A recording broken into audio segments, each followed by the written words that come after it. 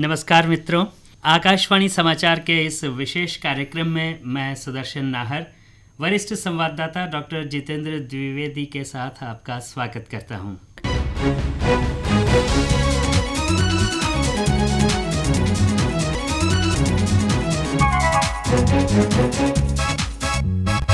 मित्रों, देश की तेजी से बढ़ती अर्थव्यवस्था में जनता में भी निवेश करने की ओर रुझान लगातार बढ़ रहा है।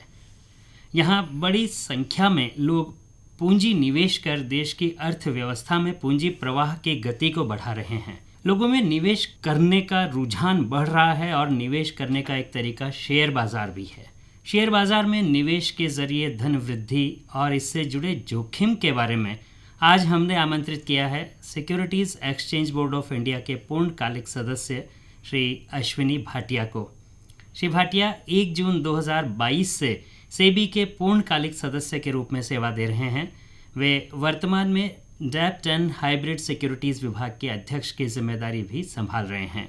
लगभग 35 वर्षों के अनुभव के दौरान इससे पहले भी आप बैंकिंग क्षेत्र में भी लंबे समय तक सेवा दे चुके हैं। भाटिया साहब, कार्यक्रम में आपका स्वागत है।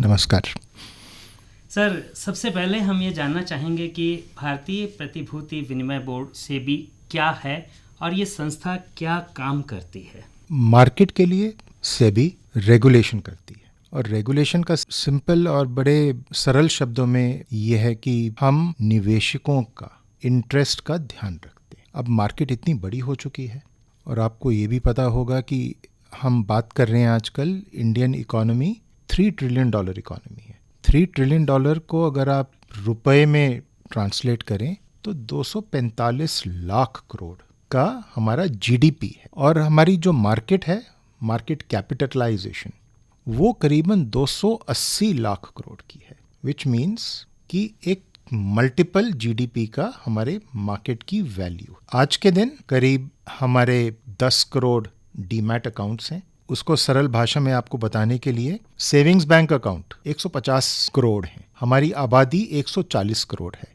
लेकिन जिन लोगों ने अभी तक निवेश किया है वो नंबर सिर्फ 10 करोड़ है। सो 1/15 ऑफ सेविंग्स बैंक अकाउंट हमारे यहाँ पे डीमैट अकाउंट खोले हैं। जहाँ तक म्यूचुअल फंड है वो भी बहुत तेजी से बढ़ता जा रहा है। वहाँ पे इन्वेस्टमेंट की वैल्यू आज 40 लाख करोड़ है, लेकिन उनके 14 करोड़ कस्टमर्स हैं। तो ये बहुत तेजी से बढ़ता जा रहा है। कोविड के बाद हमने देखा है कि जो इन्वेस्टर्स आए हैं नंबर डबल हुआ है।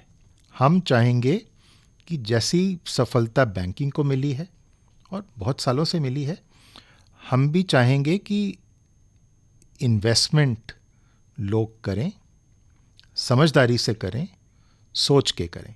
सेबी का जहाँ तक रोल है वो यही है कि हम मार्केट्स को रेगुलेट करें, इन्वेस्टर्स में अवेयरनेस लगाएं। हम चाहते हैं कि जो भी इन्वेस्टर बाज़ार में आता है सोच के आए, समझ के आए और टाइम होराइजन के साथ आए। तो एक बहुत अच्छा कैची हमारा नेशनल स्टॉक एक्सचेंज का वो है कि सोच कर, समझ कर, इन्वेस्ट कर। आपने अभी बताया कि निवेशकों की संख्या जो होनी चाहिए वो अभी भी नहीं है, तो हम जानना चाहेंगे कि निवेश किन किन क्षेत्रों में लोग बाग कर सकते हैं और कैसे कर सकते हैं। तो निवेश एक तो इक्विटी मार्केट, शेयर बाजार में हो सकता है जी। निवेश डेट मार्केट्स में हो सकता है, जो आप बॉन्ड्स के थ्रू इन्वेस्टमेंट कर सकते हैं। बॉन्ड मतलब एनसीडीज। निवेश गोल्ड में हो सकता है, निवेश लैंड में हो सकता है। वो तो आपका पोर्टफोलियो है। जिंदगी भर आप अगर ये मान के चलें कि कोई सर्विस में 22 साल या 23 साल की उम्र में आता है, 35-36 साल सर्विस में रहेगा, उसका कॉर्पस बढ़ेगा और इस दौरान आपने सोचना है कि जो आपका पोर्टफोलियो बने 20 साल में, 30 साल में, 40 साल में, 60 साल में जब आप रिटायर हों आपके पास क्या होना चाहिए। तो आइडियली सबके पास घर होगा। आप बोलेंगे कि आपने इन्वेस्टमेंट अपने बच्चों में करनी है तो आप कभी एजुकेशन लोन लेंगे, वो भी एक तरह की इन्वेस्टमेंट होती है। लेकिन सारे जैसे एग्स इन वन बास्केट जिसको बोलते हैं वो नहीं होना चाहिए। जी सर, सेबी जैसा एक रेगुलेटरी अथॉरिटी है, तो जनता को इस बारे में निवेश की ओर आकर्षित करने के लिए जैसा आपका कोई आरपी जैसा कंसेप्ट है, तो वो क्या है और वो किस तरीके से जनता की मदद कर सकते हैं?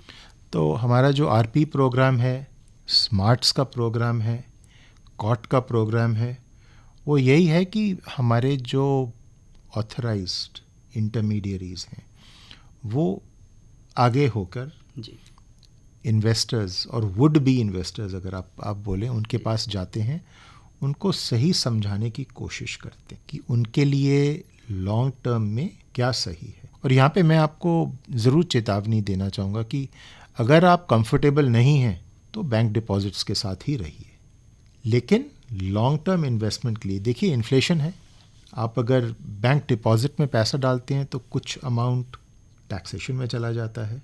इक्विटी मार्केट्स या म्यूचुअल फंड के थ्रू आप जाते हैं तो आपको बेनिफिट इंडेक्सेशन का मिलता है, लॉन्ग टर्म कैपिटल गेन्स का भी मिलता है। सो अगर आपका एडवाइज़र, अक्रेडिटेड एडवाइज़र आपको ठीक तरह से सलाह दें, लॉन्ग टर्म में आपको फ़ायदा शायद हो। सर, शेयर बाज़ार के बारे में लोगों की कुछ गलत धारणाएं भी हैं। जैसे शेयर बाज़ार के बारे में कुछ लोग कहते हैं कि यह गैम्बलिंग है एक तरीके की। इसके बारे में आप क्या कहना चाहेंगे? तो जैसे मैंने आपको बोला, अगर आप अपने लिए फ्लैट खरीदते हैं, उसकी कल क्या कीमत थी या परसों क्या होगी और एक महीने पहले क्या थी, जी, आप मॉनिटर करते हैं क्या? आप जेवर खरीदते हैं, आप उसकी प्राइस मॉनिटर करते हैं क्या? तो अगर आप क्वालिटी खरीद रहे हैं तो आपको चिंता नहीं होनी चाहिए। जो आपने रिस्क की बात की, उन्हीं लोगों को प्रॉब्लम आएगी जो ज़्यादा ट्रेड करते हैं या जो ज़्यादा F&O मार्केट में लेवरेज के तौर पे ट्रेडिंग करते हैं। वहाँ पे मैं समझता हूँ बहुत बहुत रिस्क है, और मैं तो चाहूँगा कि जो भी इसके अंदर ट्रेडिंग में जाता है, इतना कॉम्प्लेक्स सब्जेक्ट है, फ्यूचर्स को बाय करना, ऑप्शन को बाय करना या सेल करना, उसमें प्रीमियम लेना, तो अगर आपको अंडरस्टैंडिंग नहीं है, किसी के कहलावे पे मत जाइए उस बाजार। और जो ट्रेडिंग हो रही है आजकल, आपने एल्गो ट्रेडिंग का सुना होगा जी, आपने AI बेस्ड ट्रेडिंग है, मशीन लर्निंग बेस्ड ट्रेडिंग हो रही है आजकल इतनी, उसका विशेष ध्यान रखें, बहुत रिस्की है। मैं समझता हूँ कि जैसे आप लॉन्ग टर्म एसेट खरीदते हैं अपने लिए, कोई भी एसेट हो, इक्विटी को भी लॉन्ग टर्म एसेट की तरह समझें। चांसेस आर कि आपको लॉन्ग टर्म में बेनिफिट हो, लेकिन जो आपका पोर्टफोलियो हो, आप उसको ज़रूर साल में, 1.5 साल में रिव्यू ज़रूर करें। अगर परफॉर्म नहीं करा, आप उसको बेच भी सकते हैं। जी सर, हमारे श्रोता जानना चाहेंगे कि ये एल्गो ट्रेडिंग क्या होती है, पॉन्जी स्कीम्स क्या हैं, डब्बा ट्रेडिंग क्या है। ये चीज़ें अखबारों में कई बार आती है लेकिन पूरा समझ नहीं पाते क्या एक है। एक विषय के बारे में जो आम श्रोता हैं उनके बारे में, इन तीनों के बारे में क्या आप बताना चाहेंगे? एल्गो ट्रेडिंग तो बड़ा सिंपल है। Algo trading is nothing but programmed, उससे मार्केट को बहुत वॉल्यूम मिलता है। एक लेवल पे मानिए कि अगर एंट्री हो रही है तो प्रोग्राम पीछे उसके बैक एंड पे है, आपको एंट्री या एग्जिट मिल जाएगी। अब क्योंकि उसके अंदर प्रीमियम इतना कम होता है, नोशनल वैल्यू जो उसकी होती है बहुत ज़्यादा होती है, तो उसमें लॉसेस भी बहुत ज़्यादा हो सकते हैं। विशेष ध्यान रखिए, अगर आपको प्रोडक्ट समझ नहीं आता है तो उसमें निवेश नहीं करना चाहिए। Ponzi scheme again securities market की स्कीम नहीं है, it is a deposit scheme. Bank के में ब्याज दर 7% है, कोई आपको 20% प्रॉमिस कर रहा है, ऐसा मुमकिन ही नहीं है, कोई ऐसा प्रोडक्ट नहीं है। तो आपको उस तरफ जाने की ज़रूरत ही नहीं है। दे आर रिस्की और ओवरनाइट वैनिश हो जाएंगी, ओवरनाइट ख़त्म हो जाएंगे।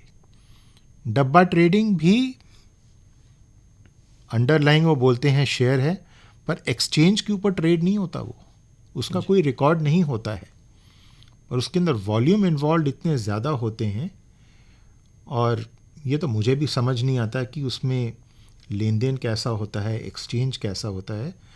तो डब्बा ट्रेडिंग, पॉन्जी ट्रेडिंग, ये सब जो हैं, इससे जितना दूर रहें उतना अच्छा है। सर, आपने अभी जैसा जिक्र किया था ऑप्शंस के बारे में, फ्यूचर के बारे में, तो ये forward, future, call option, put options, ये क्या हैं, हमारे श्रोता जानना चाहेंगे। तो सरल शब्दों में ये बताऊंगा कि मार्केट प्रोडक्ट्स हैं, और एक्चुअल में हेजिंग प्रोजेक्ट्स हैं विच प्रोवाइड यू इंश्योरेंस। तो आप गाड़ी की इंश्योरेंस करते हैं, गाड़ी की इंश्योरेंस इसलिए करते हैं कि अगर एक्सीडेंट हो जाए तो आपको कुछ मुआवजा मिले in case of a accident.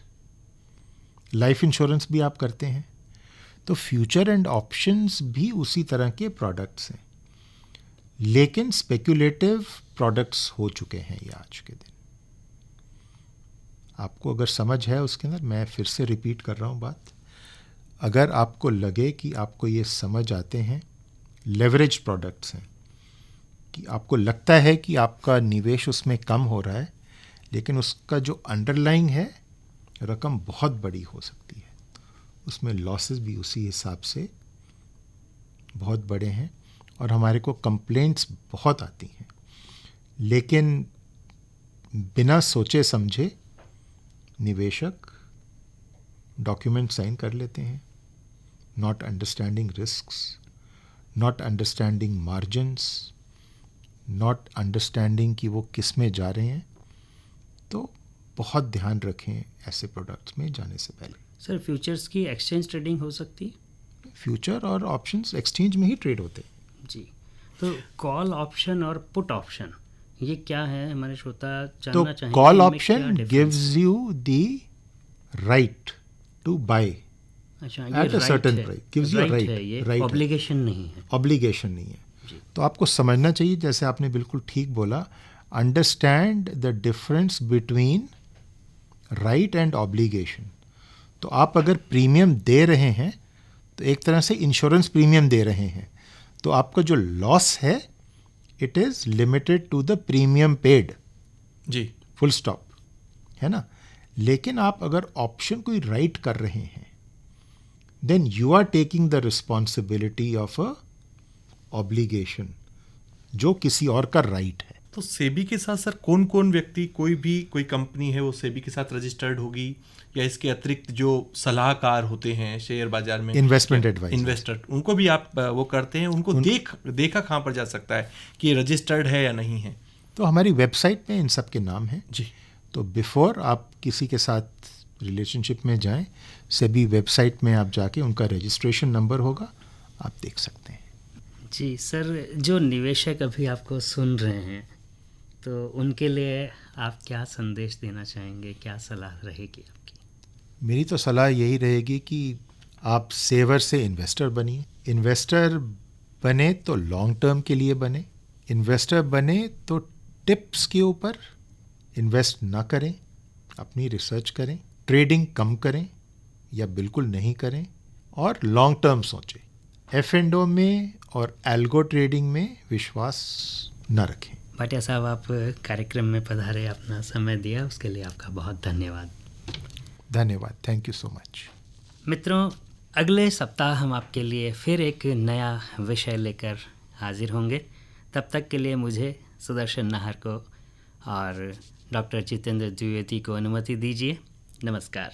जाने से पहले आपको बता दूं कि आज के कार्यक्रम में तकनीकी सहयोग दिया दिनेश कुमार मीणा ने, संपादन मनीष मीणा और प्रस्तुतकर्ता नीलेश कुमार कालभोर।